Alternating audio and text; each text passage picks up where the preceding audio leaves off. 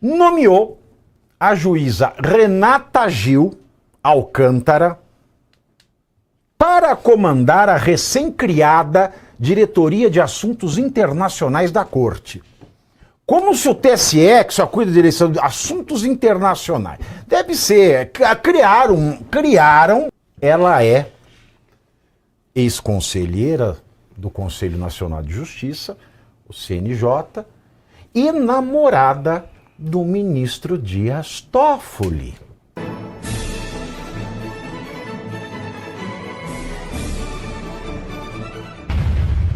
Blá, blá, blá, o presidente do o presidente do Tribunal Superior Eleitoral, Cássio Conká, que atende no RG por Cássio Nunes Marques.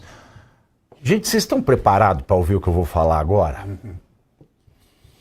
Quem sabe ler já viu o que está escrito aqui embaixo. O Cássio Conká nomeou a juíza Renata Gil Alcântara para comandar a recém-criada Diretoria de Assuntos Internacionais da Corte. Como se o TSE, que só cuida de direção de assuntos internacionais, deve ser, criaram um cargo, e o Cássio Conká colocou lá a juíza Renata Gil. Quem é Renata Gil? É filha do Gilberto Gil? Não. Não. Não. É sobrinha do Raul Gil? Acho que não. Não, acho que não. É parente do Gil Gomes? Também não. Ela é ex-conselheira do Conselho Nacional de Justiça, o CNJ, e namorada do ministro Dias Toffoli. E antes dela ser do CNJ,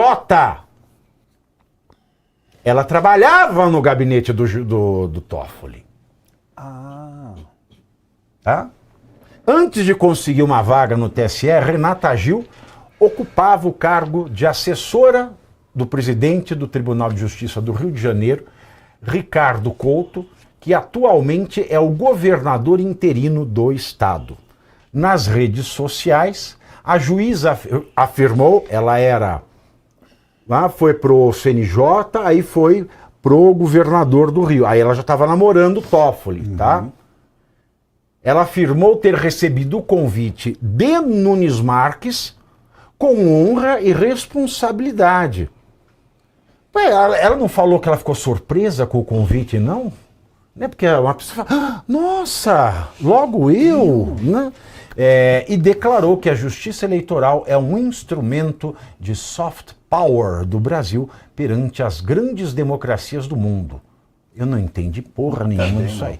A resolução que extinguiu a Assessoria de Assuntos Internacionais da Secretaria-Geral da Presidência e criou a Diretoria de Assuntos Internacionais foi publicada na última semana. Renata Gil representará o TSE em missões do exterior e participará de fóruns e organismos internacionais, além de também promover o sistema eletrônico de votação brasileiro, acompanhando o trabalho de observadores durante as eleições.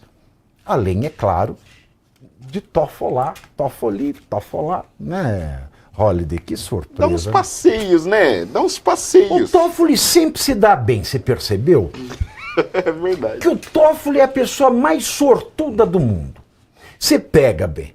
O sujeito era o aluno mais tapado do Largo São Francisco. Falo isso com o respaldo dos professores. Ninguém sabe como ele se formou. Aliás, a gente sabe, a gente que estudou lá sabe como é o esquema do Bedel.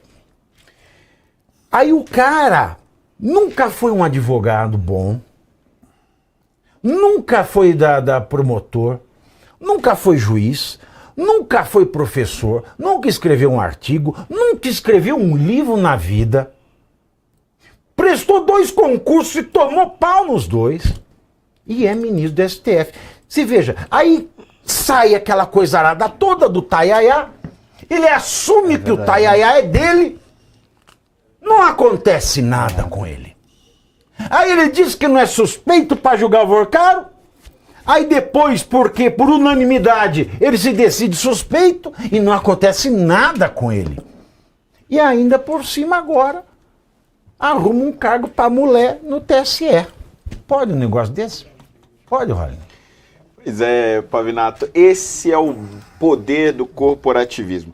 E a gente percebe toda vez os ministros do Supremo tentando passar a impressão de que eles estão acima da política. E que, portanto, no judiciário a lógica ela é completamente diferente. Aqui o que manda é a lei, é a Constituição e etc.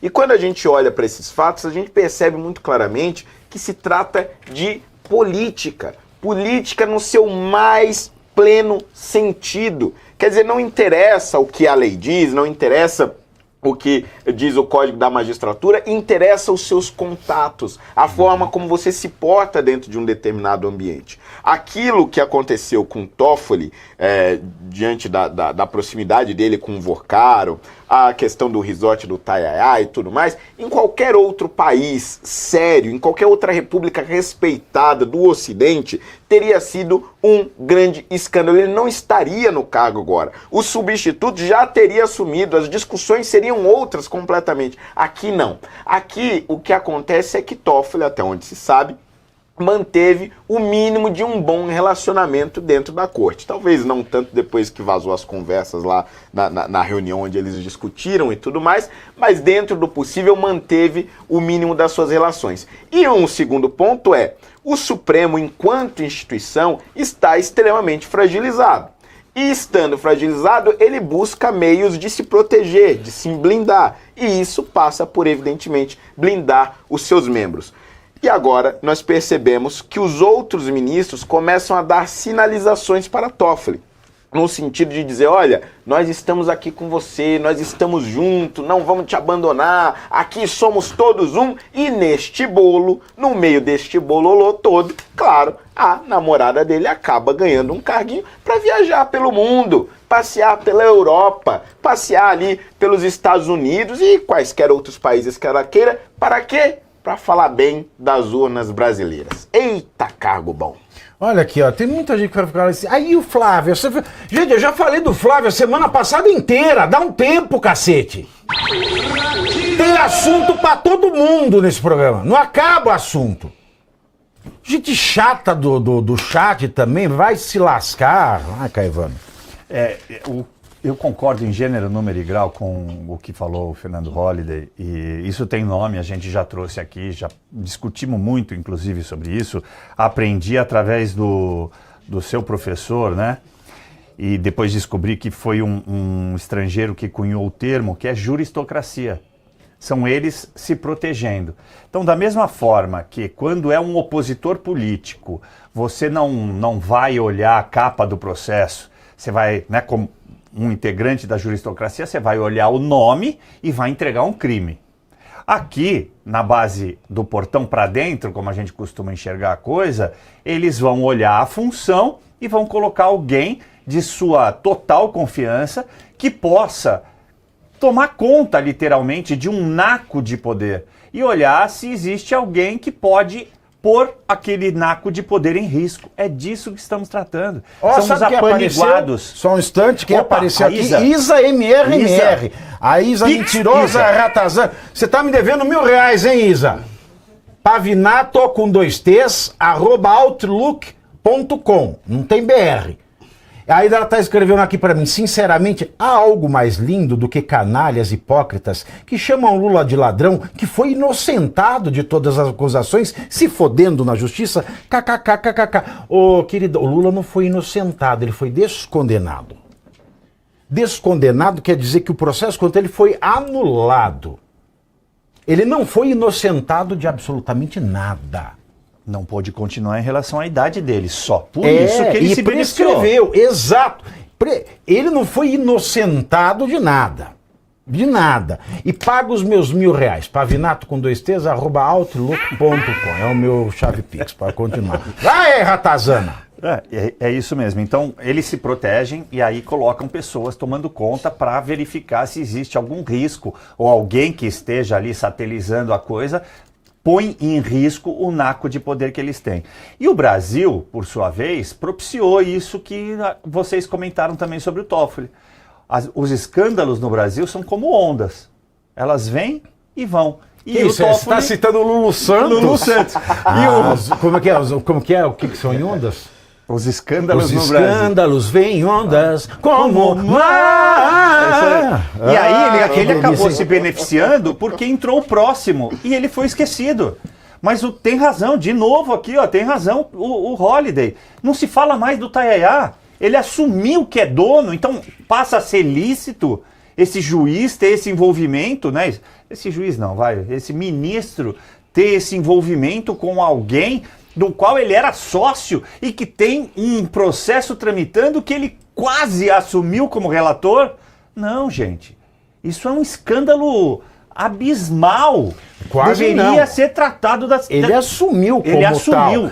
Vale lembrar, eu tenho um outro processo criminal também, esse eu peguei quase 5 anos de cadeia, por calúnia do Augusto de Arruda Botelho, que é o advogado que viajou com ele no avião para ir ver o jogo do Parmeira, e que, coincidentemente, no dia seguinte, o Toffoli deu decisão favorável a ele. Isso mesmo. Que foi só coincidência. Aí o relatório da Transparência Internacional fala que é o descrédito da justiça um advogado que anda com o ministro da Suprema Corte. E aí eu é que sou condenado por calúnia, entendeu? Esse país é de bandido. É isso mesmo, é isso mesmo. O meu comentário, para finalizar, é exatamente isso. O banditismo no Brasil virou regra. Ser honesto virou exceção. Então eles continuam se protegendo e isso, de novo, para finalizar mesmo, é a questão da juristocracia. Nós temos um estado de exceção e são esse grupo de pessoas ligados ao judiciário brasileiro que permanecem ditando as ordens e ditando o próprio estado de exceção.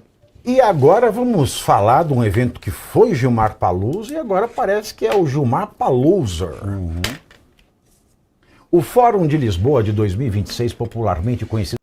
Eu podia estar roubando, eu podia estar matando, eu podia estar me prostituindo. Não podia estar nada disso. Eu quero só te fazer um pedido simples. Um pedido para você que acompanha o meu trabalho.